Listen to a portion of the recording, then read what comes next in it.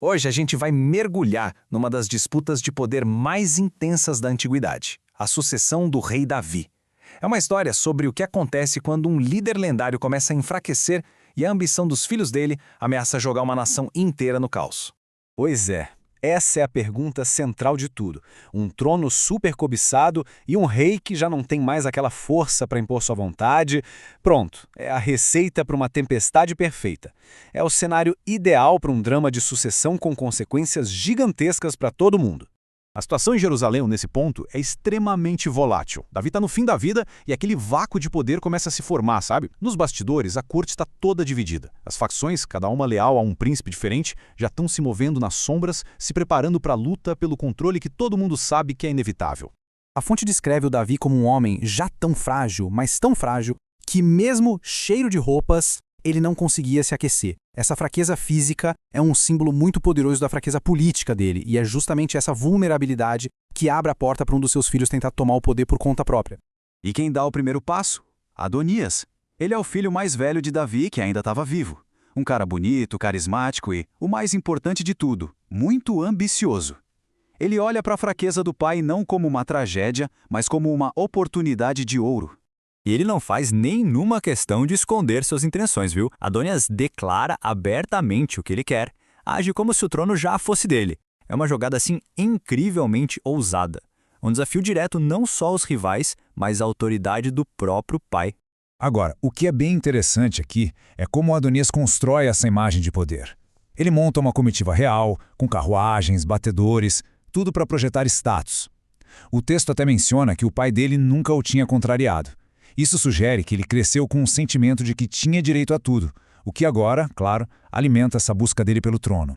Isso aqui ilustra perfeitamente a divisão na corte. Para celebrar sua autoproclamação, Adonias dá um banquete daqueles. Só que a lista de convidados... essa lista diz tudo. Ele convida o general do exército, Joabe, e um dos principais sacerdotes, Abiatar. Mas o ponto crucial é quem ele deixa de fora. Figuras-chave leais a Davi, como o profeta Natã, o outro sacerdote, Zadok, o chefe da guarda real, Benaia e, claro, seu irmão mais novo, Salomão. Pronto, a batalha pelo trono estava declarada. Essa jogada do Adonias força a outra facção a agir, e rápido. O profeta Natã percebe que se Adonias tomar o poder, todo mundo que não o apoiou vai correr um perigo mortal. É aí que ele arquiteta um contra-ataque, uma coisa desesperada, mas muito engenhosa. Natã vai direto em Batseba, a mãe de Salomão, e pinta o cenário de forma brutalmente clara. A coisa não é mais sobre política, é uma questão de vida ou morte. Se Adonias virar rei, ele provavelmente vai eliminar todos os possíveis rivais, começando por Salomão e pela própria Batseba.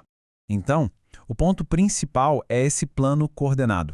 Batseba vai usar a intimidade que ela tem com Davi para lembrá-lo de uma promessa antiga.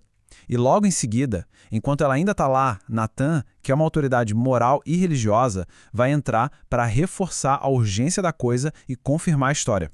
O objetivo é encurralar o rei, que está fraco e indeciso, e forçar ele a tomar uma atitude na hora. A cena é de pura tensão.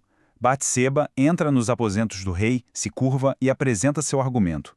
Ela não só o lembra da promessa, mas também o adverte que, se ele não fizer nada, ela e Salomão vão ser tratados como criminosos, como traidores, assim que ele morrer. E não é que o plano funciona? O apelo de Batseba, seguido pela chegada estratégica de Natã, consegue abalar Davi e tirá-lo daquela letargia. Ele finalmente percebe a gravidade da situação e que precisa agir de forma decisiva para impedir uma guerra civil. E aí, com uma força renovada, Davi faz um novo juramento, mas dessa vez em público. Ele reafirma a promessa que fez a Batseba, transformando-a numa ordem real. Isso coloca todo o peso e a autoridade da monarquia por trás de Salomão. E as instruções de Davi são super específicas, cheias de simbolismo. Montar na mula do rei era um sinal claro de quem era o sucessor. A unção na fonte de Gion, um lugar público, ia tornar a cerimônia oficial, inegável. E o som da trompeta, junto com a aclamação do povo, ia selar o fato. Salomão e não Adonias é o rei escolhido. E assim, o palco está montado para um clímax dramático. 2 eventos de coroação prestes a acontecer ao mesmo tempo na mesma cidade. De um lado, uma festa de autocelebração, do outro, uma coroação oficial e barulhenta. Ali, perto da fonte de Rogel, Adonias e seus apoiadores estão em festa. Eles estão comendo, bebendo, celebrando o que eles acham que é o começo de um novo reinado, completamente por fora do contragolpe que está acontecendo a poucos quilômetros dali. Enquanto isso, na fonte de Gion, o plano de Davi está sendo executado à risca. Salomão é ungido rei, a trombeta soa e o povo explode numa celebração tão grande, mas tão barulhenta, que o texto diz que a terra retiniu com o som.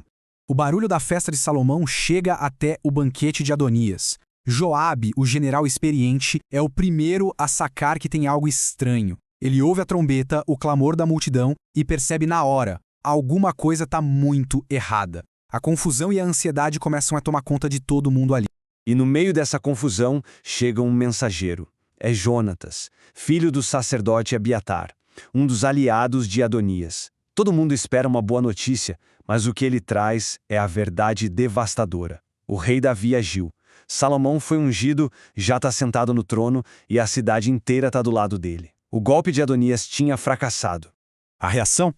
Imediata. Pânico total. Os apoiadores de Adonias, que minutos antes estavam lá celebrando com ele, agora só temem por suas vidas. O texto diz que cada um se foi ao seu caminho. Num piscar de olhos, o cara que queria ser rei é abandonado por todos, deixado completamente sozinho para enfrentar as consequências. E isso nos leva ao confronto final, ou melhor, ao primeiro encontro entre o novo rei e seu irmão derrotado. A grande questão agora é se Salomão vai começar seu reinado com um banho de sangue ou com um ato de clemência. Adonias sabe que sua vida está por um fio, então ele corre para o lugar mais sagrado que consegue encontrar e se agarra às pontas do altar. Esse era um costume antigo, de buscar santuário, uma tentativa desesperada de apelar à misericórdia tanto divina quanto do rei para evitar uma execução ali mesmo. E o que Salomão faz aqui é realmente notável. Em seu primeiro ato como rei, ele não manda executar o irmão. Pelo contrário, ele oferece um perdão condicional. Ele diz a Adonias para ir para casa, mas deixa o aviso: a sobrevivência dele depende do seu comportamento dali para frente. É uma jogada política brilhante que o estabelece como um rei justo, mas que também deixa bem claro quem é que está no comando. E assim, a crise imediata se resolve. Salomão está no trono e Adonias está vivo, por enquanto. Mas a história deixa uma pergunta no ar. Aquela ambição que quase dividiu o reino ainda existe? A rivalidade entre os irmãos foi só adiada? Será que essa paz é real ou é só uma trégua temporária? É algo para a gente pensar.